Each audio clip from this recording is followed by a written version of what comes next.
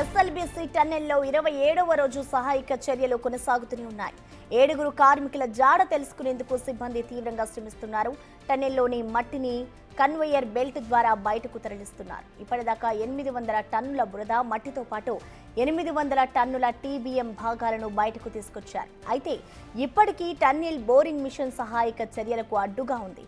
TBM చక్రాలు, భాగాలను సిబ్బంది కట్ చేస్తున్నారు. మరోవైపు డీ వాటరింగ్ ప్రక్రియ కూడా కొనసాగుతోంది.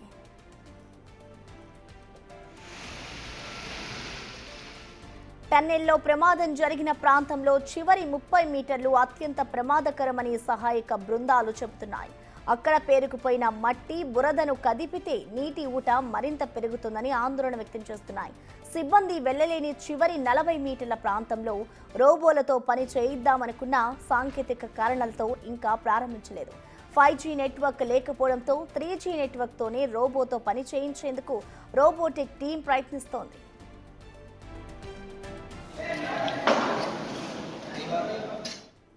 ఇక ప్రస్తుతం టన్నెల్ వద్ద కొనసాగుతున్న సహాయక చర్యలపై పూర్తి సమాచారాన్ని మా ప్రతినిధి శంకర్ అందిస్తారు. శంకర్,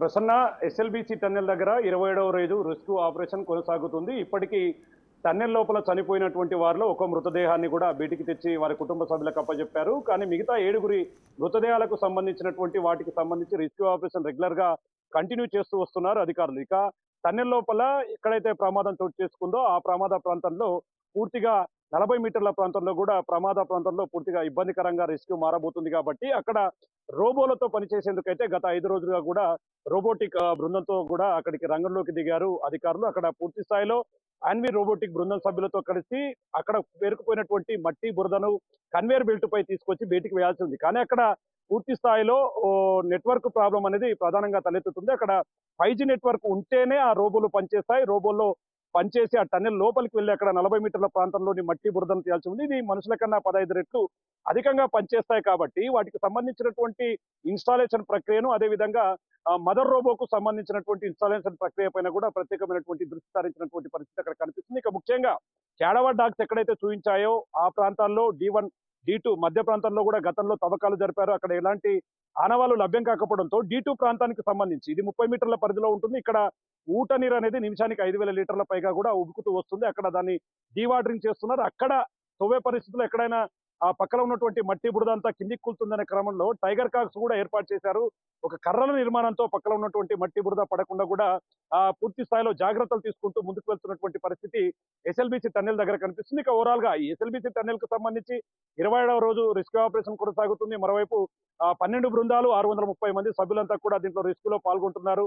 ప్రధాన ఆటంకిగా ఉన్నటువంటి టీబీఎం మిషన్, ఇది 1500 టన్నుల మిషన్ అంతా కూడా 200 మీటర్ల మేర వెనక్కి వచ్చింది. అక్కడ లోకో ట్రైన్ కు సంబంధించినటువంటి ట్రాక్ అంతా కూడా ఖరాబ్ అయింది. అది ఇప్పటికైతే క్లియర్ చేశారు. ఆ లోకో ట్రైన్ కు సంబంధించినటువంటి ఆ యొక్క ట్రాక్ ను క్లియర్ కట్ గా ముందుకు చేస్తూనే ముందుకు వెళ్తున్నాయి. ఇక టీబీఎం మిషన్ భాగాలను కూడా ఎప్పటికప్పుడు దక్షిణ మధ్య railway thermal cutter, plasma cutters తో కూడా కత్తరించి వాటిని లోకో ట్రైన్ లో బయటికి పంపించేటటువంటి ప్రయత్నం చేస్తున్నటువంటి పరిస్థితి కనిపిస్తుంది. ఇక రాష్ట్ర ప్రభుత్వం ఈ రెస్క్యూ ఆపరేషన్ పైన ప్రత్యేకమైనటువంటి దృష్టి సారించింది. ఇప్పటికే చనిపోయినటువంటి గురుప్రీత్ సింగ్ మృతదేహాన్ని వాళ్ళ కుటుంబ సభ్యులకు అప్పజెప్పడంతో పాటు 25 లక్షల రూపాయలను నష్టపరిహారంగా కూడా ఆ యొక్క కుటుంబానికి అప్పజెప్పడం జరిగింది. మిగతా 7 మంది ఆచూకీ లభ్యమయ్యే వరకు కూడా రెస్క్యూ ఆపరేషన్ కంటిన్యూగా కొనసాగాలని చెప్పి కూడా అటు రాష్ట్ర ప్రభుత్వం, జిల్లా కలెక్టర్ బాదావత్ సంతోష్, అదేవిధంగా ఎస్పీ గైక్వాడ్ కూడా ఆదేశాలు ఇచ్చింది. ఇప్పటికే రాష్ట్ర డిజాస్టర్ మేనేజ్మెంట్ కు సంబంధించినటువంటి ముఖ్య అధికారి దీని మీద స్పెషల్ గా అరవింద్ కుమార్ కూడా దీని మీద స్పెషల్ గా ఫోకస్ పెట్టారు. ఎప్పటికప్పుడు టన్నెల్లో జరుగుతున్నటువంటి పరిస్థితులను సమీక్షిస్తున్నారు. నిత్యం 670 మందికి పైచులుగు అంతా కూడా రెగ్యులర్ గా షిఫ్ట్ల వైజ్ గా పనిచేస్తున్నటువంటి పరిస్థితి టన్నెల్ దగ్గర కనిపిస్తుంది. రోబోల ఆపరేషన్ కొనసాగితే తప్ప అక్కడ ప్రమాద ప్రాంతంలో ఉన్నటువంటి మట్టిని, బురదను తీసే ప్రయత్నం అయితే చేయడానికి సాహసించవద్దని చెప్పి కూడా విశ్లేషకులు చెప్తున్నారు. మరోవైపు ఎన్జీఆర్ఐ కావచ్చు, సిస్మాలజీ బృందం కూడా అక్కడ ఏదైతే ఆ ప్రాంతం ఉందో ఆ ప్రాంతంలో మరెక్కడైనా సరే ఒకవేళ ప్రమాదం జరుగుతుందనే క్రమంలో భూకంపాలు అట్లాంటివి వస్తాయని దాన్ని ఎప్పటికెప్పుడు ఆ మట్టి నమూనాలను తీసుకోవడం కావచ్చు, ఆ పరీక్షలు నిర్వహించి ఎప్పటికెప్పుడు అప్డేట్ చేస్తూ వస్తున్నటువంటి పరిస్థితి అయితే కనిపిస్తుంది. మరో 4-5 రోజుల్లో కూడా మిగతా వారి సంబంధించినటువంటి మృతదేహాల ఆచూకీ లభ్యమయ్యే అవకాశాలు ఉన్నాయి. కాబట్టి రెస్క్యూలో మాత్రం ఎక్కడ తగ్గేది లేదని చెప్పి కూడా అక్కడ ఉన్నటువంటి రెస్క్యూ బృందాలు, రక్షణ దళాలు చెప్తున్నారు. దీంట్లో ఎన్డీఆర్ఎఫ్ కావచ్చు, ఎస్డీఆర్ఎఫ్, ఎన్జీఆర్ఐ, సిస్మాలజీ బృందాలన్నీ కూడా క్లియర్ కట్ గా రెస్క్యూ ఆపరేషన్ లో ముందుకు పోతున్నటువంటి పరిస్థితి 27వ రోజు టన్నెల్ దగ్గర కనిపిస్తుంది.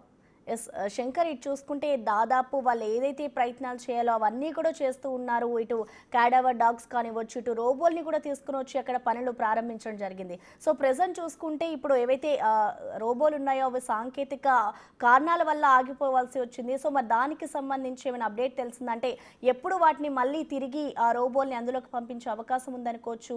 దానికి సంబంధించిన అప్డేట్ ఏమైనా తెలిసిందా శంకర్? ఎస్ ప్రసన్న, ఎప్పుడైతే ప్రమాద ప్రాంతంలో 40 మీటర్ల దూరంలో చాలా సీరియస్ గా ఉంది పరిస్థితి అని తెలుసుకున్నప్పుడు హైదరాబాద్ కు సంబంధించినటువంటి యాన్వే రిబో బృందం కూడా అక్కడికి చేరుకుంది. 6 మంది బృందం సభ్యులు ఉన్నారు. దానికి సంబంధించి ఒక హైడ్రాలిక్ పవర్ రోబోట్ ను కూడా లోపలికి పంపించారు. కానీ అక్కడ బురద ఉంది. అది వెళ్లే క్రమంలో అది బురదలో కూరుకుపోతుంది. దీనికి ప్రత్యేకమైనటువంటి చక్రాలను అమర్చారు. దాని లోపల పంపించి పవర్ రోబోట్ తో దానికి అనుసంధానం చేశారు. కానీ టన్నెల్ లోపల అంటే దాదాపు ఆ ప్రమాదం జరిగిన ప్రాంతం ఎక్కడైతే నల్లమల్ల అటవీ ప్రాంతంలో 400 మీటర్ల కింద ఉంటుంది. అంటే ఆ ప్రాంతంలో సిగ్నల్ రావడం అనేది అసాధ్యం. కానీ అక్కడ ఉన్నటువంటి వైఫైని బేస్ చేసుకొని 3G ద్వారా దీన్ని కనెక్ట్ చేసే ప్రయత్నం చేస్తున్నప్పటికీ అది సరిపోవట్లేదు. ఆ సిగ్నల్ అనేది సరిపోవట్లేదు. ఇప్పటికే దానికి సంబంధించి అక్షయ్ విజయ్ కూడా దీంట్లో ఈ బృందంలో ఉన్నారు. దానికి సంబంధించి ఎప్పటికప్పుడు అప్డేట్ చేస్తున్నారు. దీంట్లో ద్వారానే మరికొంత రెస్క్యూ ఆపరేషన్ ముమ్మరం చేసే విధంగా కూడా అధికారులు చర్యలు చేసుకుంటున్నటువంటి పరిస్థితి కనిపిస్తుంది ప్రస్తుతం. Thank you Shankar.